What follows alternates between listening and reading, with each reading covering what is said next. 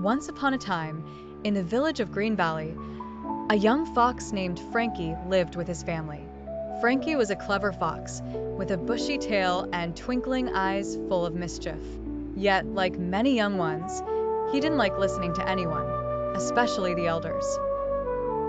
In the heart of the village, there lived an old, wise owl named Oliver. He had lived in Greenvalley for as long as anyone could remember. Oliver was respected and adored by the villagers for his knowledge and stories of faraway lands and times long past. One sunny afternoon, Frankie darted through the woods, eager to find a new adventure. He stumbled upon a grand tale of treasures buried beneath the oldest oak tree.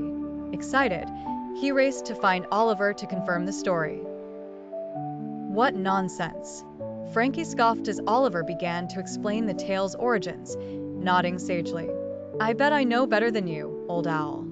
Frankie ignored Oliver's warnings about the dangers and raced off, tail waving like a flag behind him. As the sun dipped behind the hills, Frankie found himself lost, the woods around the ancient oak looming darker and more mysterious. The shadows turned into eerie shapes, and strange sounds echoed through the forest. Panic set in, and Frankie began to realize the wisdom he had dismissed so lightly earlier that day. Remembering Oliver's words about how to navigate in the dark and rely on the moonlight reflected in the river, Frankie calmed himself. He carefully retraced his steps, recalling the stories of pathways hidden and revealed under moonlight. Finally, Frankie stumbled back into Greenvalley, his heart full of gratitude. He realized how much he needed the elders' wisdom. Bright and early the next morning, Frankie, tired but eager, approached Oliver with a newfound respect. "I'm sorry, Oliver," Frankie confessed, his head bowed.